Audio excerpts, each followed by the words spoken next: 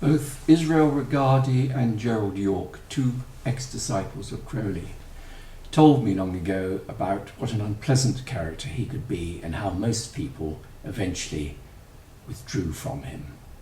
And yet both of them said that they owe just about everything to him. The value that they had gained from his ideas and from knowing him. Now when people want to attack Crowley, usually there are two things they focus on. One is these flaws in his character, and the other is some of the nasty things that are in his holy book, the Book of the Law. For instance, the famous chapter 3, verse 18, mercy let be off, damn them who pity, and all that stuff. Now, to understand that, I think it's necessary to repeat something I wrote in the book, What I Did in My Holidays in the 90s, about the way that morality evolves with time and the relationship of humanity to deity. This really came across to me when I was doing the Abramelin operation, and one of the things you're supposed to do is to read the Bible from beginning to end, right the way through, as if it was a novel. And you had to do that several times. And I was so struck by the whole change in the atmosphere when you move from the Old Testament to the New Testament. And the Old Testament, in terms of moral instruction, tells you what you can do, what you can't do. You know, you mustn't work on Sunday, thou shalt not kill, shalt not covet thy neighbour's wife, and this, that, and the other. Clear instructions, do this, don't do that, so on and so forth. But when you come to the New Testament, it's not so clear. Something different is being asked of the reader. There's this famous one where there was a crowd wanting to stone a woman that transgressed the law. And Jesus says, let the person who is without sin throw the first stone.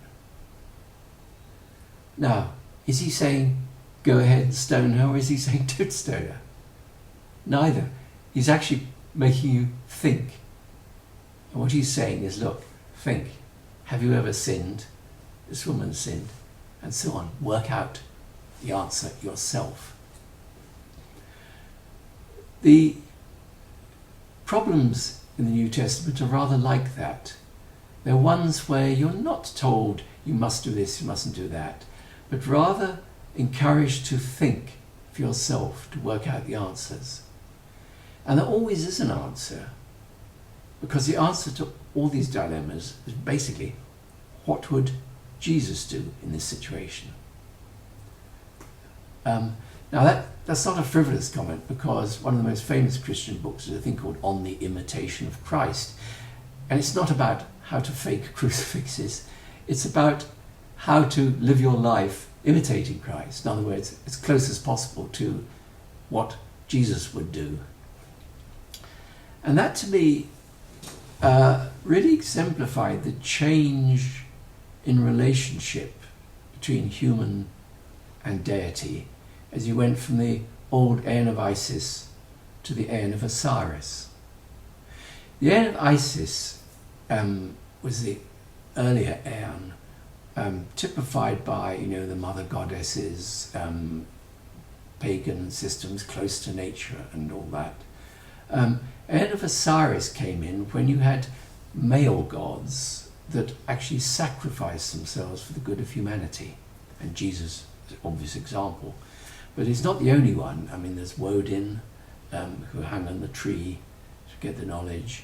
I think Krishna, I'm not sure, but there's a whole range of deities who actually sacrificed for humanity, and they tend to be male ones.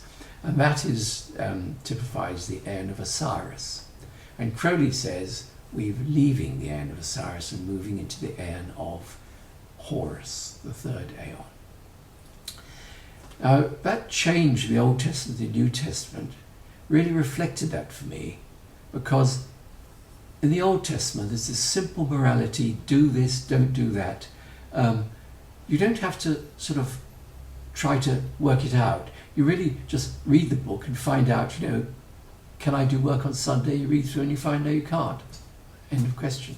Whereas in the New Testament, there's this sort of challenge. You've got to think, what would Jesus do in this situation? Now, I saw an analogy there of a relationship of growing up. If you think of the relationship of humans to deity and compare it to a child to parents, you see something very similar. Because when you have a terrible twos toddler that rushes around and wants to stick his fingers into the fire and into electric plugs, things like that, you just say, don't do that. You lay absolutely clear rules, what you can do, what you can't do. They wouldn't understand if you tried to explain about electricity or anything like that. So that's like the Old Testament, this you do, that you don't do.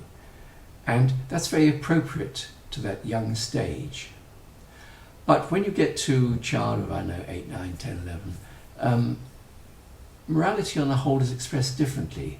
This is when you get parents saying things like, eat your greens, otherwise you won't grow big and strong like daddy, or you should eat that because mummy loves you very much and she's put a lot of work into it to feed you.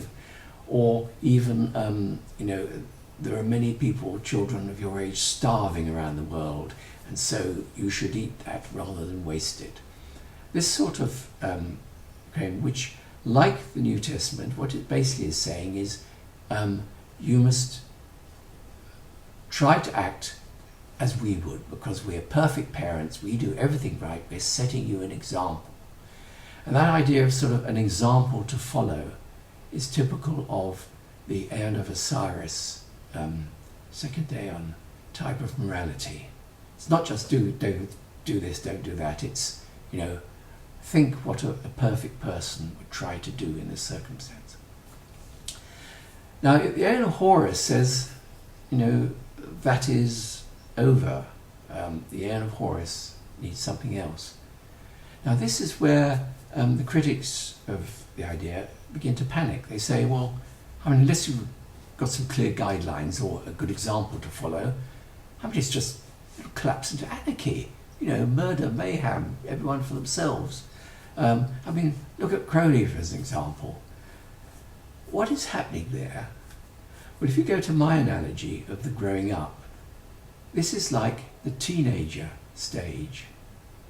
You see, the 12-year-old child has been taught you do things because you want to be like your perfect parents. You want to follow their example. But what happens when the teenage girl discovers that the perfect example she's been following of her mother, she catches the mother shagging the milkman, cheating on the father. Suddenly she isn't perfect. That causes anger, a sense of betrayal, rebellion. Now, these are very much the things which are happening as we transition to the Aeon of Horus. God is dead. Skepticism, rebellion against the old puritanical laws and this, that and the other. And take Crowley. Here is someone who's meant to be sort of giving us guidelines to living. And look what an imperfect person he is. He's not a perfect example to follow. Murder, mayhem, chaos. The idea is, these critics, they say, without either clear rules or perfect examples to follow, you can't have any morality. It'll just collapse into chaos. Now, as I see it, that is not true. Because what the book of the law, with every man and every woman as a star, and those sort of phrases are saying, and do your true will, is that you should now look for those moral guidelines, not out there, either in a written law or in example to follow, but in your heart. What feels to you to be the right thing to do? Now, how does this work? And to give an example, I'm afraid I'm going to have to pull out the old maths teacher in me. You see, basically what you're trying to do in these things is solve a problem, a moral problem. You know, what should I do? And you can compare that to solving an equation. Here is an equation, x equals 3. It's a very simple equation. What is the solution to that equation? Well, it's already there. The equation is the solution. X is equal to 3. No work to be done. And that's like the Old Testament reality. If you want to know what to do, you read through the book and you look for an instruction which tells you what you should or shouldn't do. Now, when Jesus says, you know, let him who is without sin cast the first stone, he's presenting you an equation which actually needs to be worked on, like this. You can't just look at that and see the answer. You have to do a little work on it. And simple mathematics, you know, you take 3x from both sides, and then you add 3 to both sides, and you end up by dividing by 2, x equals 2. That is the solution. You know that sort of equation, linear equation, will have one solution. There are exceptions, I won't do that. One solution, just as you know that there is one solution for the New Testament dilemmas, is what would Jesus do in this circumstance? And so you could solve it.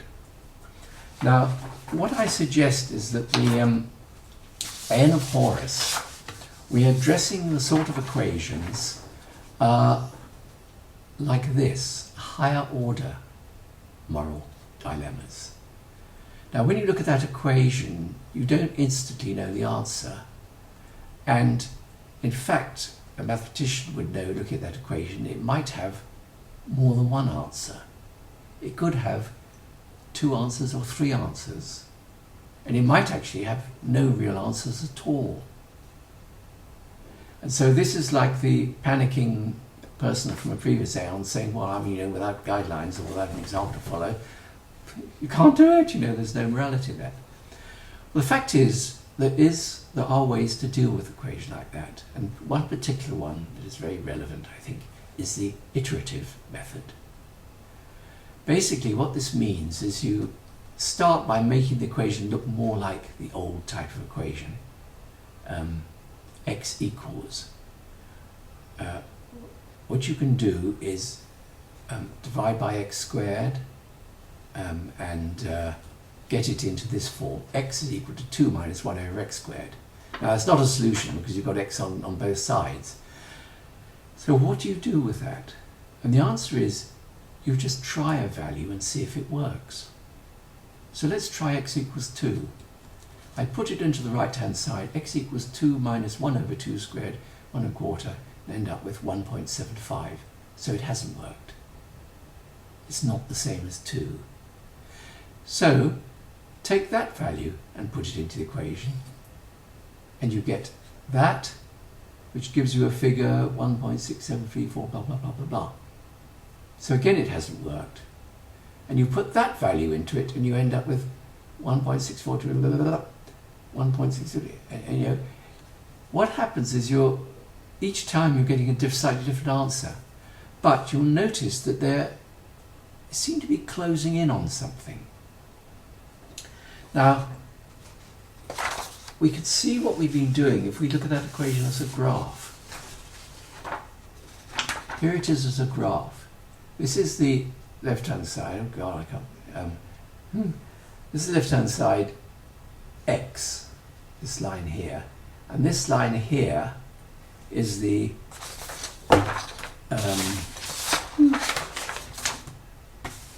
two minus 1 over x squared bit. And where those two lines cross, there is a solution. One solution is x equals 1. Nice, simple one. And the other is up here. It's the other value that we were getting close to. There is actually a third value, which is down here, because I haven't shown the whole graph. We won't bother about that. So what we were doing can be represented like this. We tried x equals 2, and we ended up with a new value. We put that new value in, and we get another. And now you can see what's happening visually. We're zigzagging in towards that top solution. Now that tells us several things about trying to solve this moral dilemma.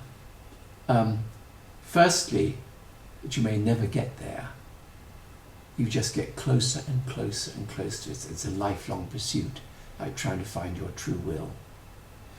The other thing is that if you had chosen a different starting point here, you might have found you were zigzagging down towards a different solution.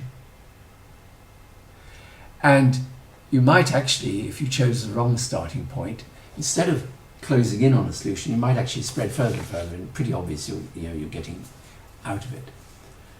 The point is that here is a way of solving this type of equation which could lead you to a solution, or very close to a solution, or it could show you that actually there's more than one solution, or there might be no solutions at all for this sort of equation. So what does this mean in moral terms? What is the equivalent thing that one would do?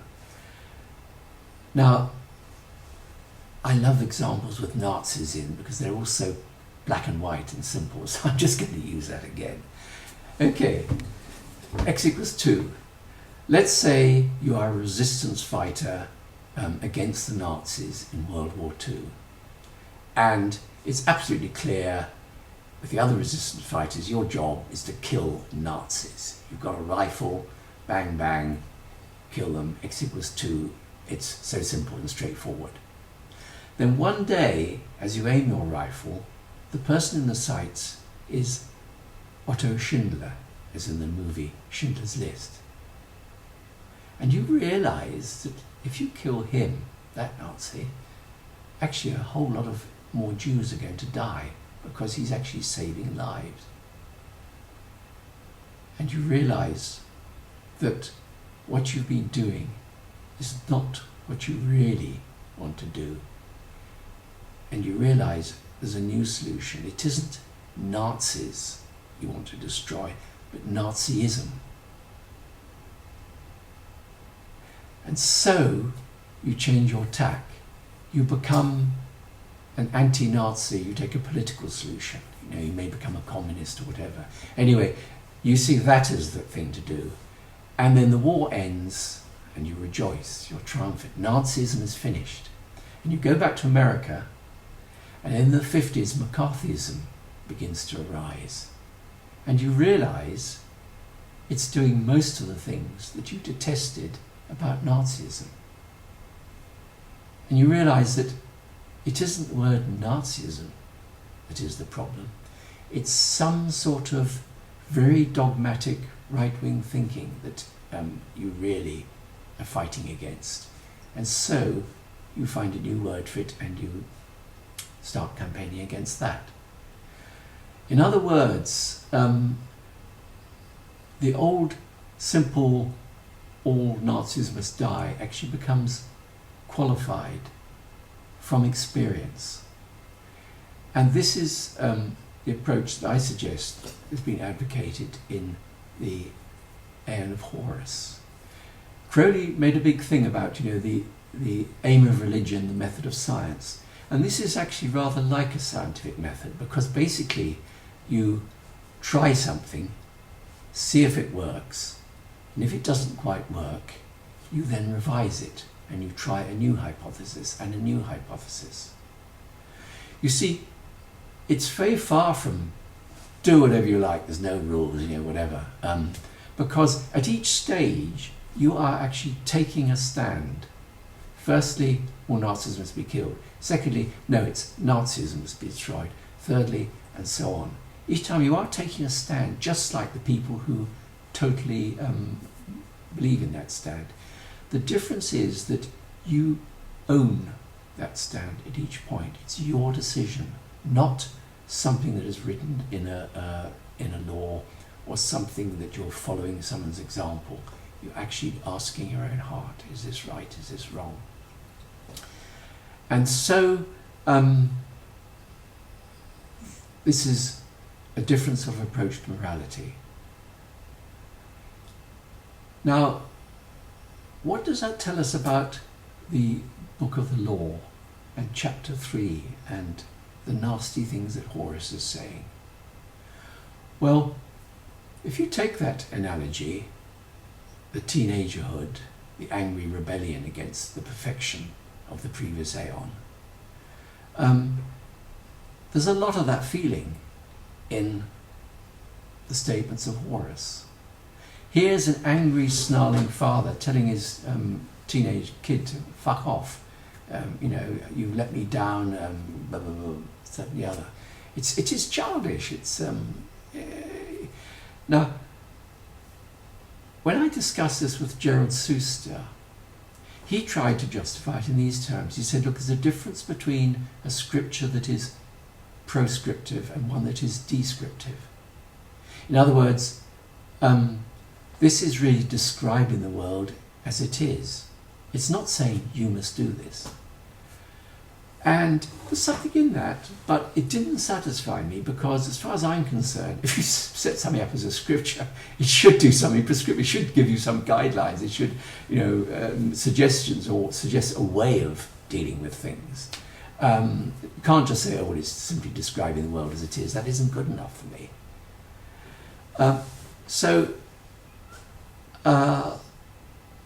The way I looked at this was, what effect did that book have on me when I read it?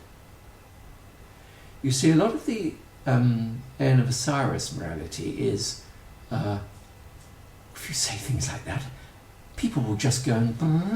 there was a famous campaigner in England, Mary Whitehouse, and sort of her argument against pornography was, if a book like this is published, it will set a terrible example. We'll have murder, rape and mayhem in the streets. Now you see, the irony to me was, she has read that book. Has she then gone about raping and murdering people? No. On the contrary, she established a new moral crusade, the Festival of Light, against that sort of book. In other words, far from the book having triggered murder and mayhem in her, it actually made her feel more moral. It sharpened her moral sense. Now, when I read mercy let be off, damn them who pity, kill and torture, spare not be upon them, it doesn't make me want to go and do that. If anything, I felt a bit like C.R. Camel, the famous disciple of Crowley, who already read this book. He burnt it. You see, who's speaking? It's a war god, Horus. Now, people who say, in court, my lord, I murdered this person because I'm a Crowleyite and I read in the book of the law that you've got to kill and not have mercy and all that sort of thing.